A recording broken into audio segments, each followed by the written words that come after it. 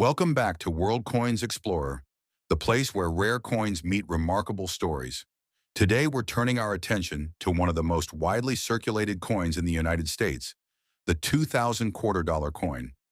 You might be surprised to learn that a coin as common as the quarter can hold unique value for collectors, especially if it's part of a special series or contains a minting error. In this video, we'll explore everything about the 2000 quarter, from its design, historical significance, and mintage details, to its potential collector value. Whether you're a seasoned coin enthusiast or just checking your pocket change, this episode is for you.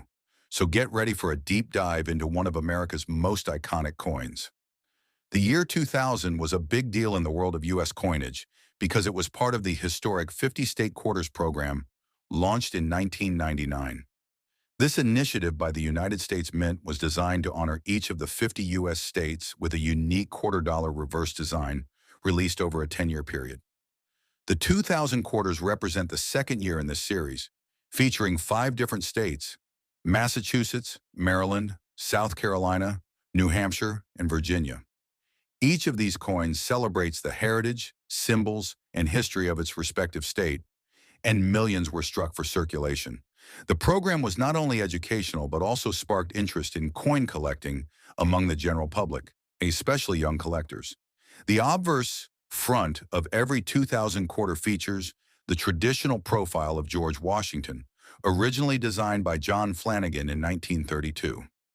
This classic design was slightly modified to include inscriptions such as United States of America, Liberty, In God We Trust, and Quarter Dollar.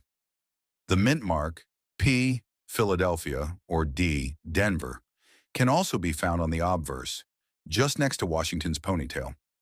On the reverse side, however, things get much more interesting. Each of the 5 state quarters released in 2000 has its own unique reverse design, from the Minuteman in Massachusetts to the Jamestown ships in Virginia. These designs were chosen to reflect the unique identity and historical contribution of each state, making them visually distinct and highly collectible. The 2000 quarter, like most modern U.S. quarters, is made from a clad composition of copper and nickel. The outer layer consists of 75% copper and 25% nickel, while the core is pure copper. This gives the coin its familiar silver color and durability. The coin weighs approximately 5.67 grams and has a diameter of 24.26 millimeters with a reeded edge. These specifications have remained consistent for decades, making the 2000 quarter easily recognizable. Although not made of precious metal, the value of these coins in the collector's market depends largely on their condition, rarity, and whether they have any mint errors. In terms of mintage, the 2000 quarters were produced in very high numbers, especially from the Philadelphia P and Denver D mints. Each state design saw hundreds of millions of coins minted.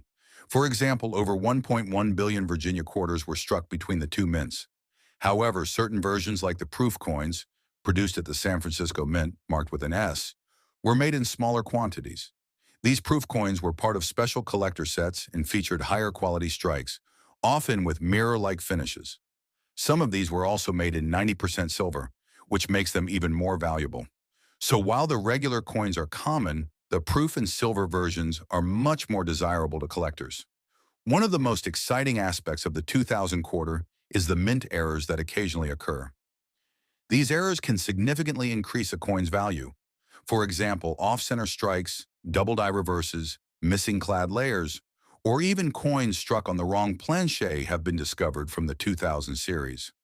One of the most famous errors from this year is the South Carolina quarter with a double strike or an extra leaf design.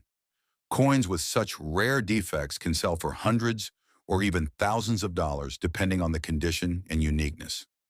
Regular circulated 2000 quarters are usually worth face value, but uncirculated or MS-graded coins, especially MS-65 or higher, can be worth $1 to $10 or more.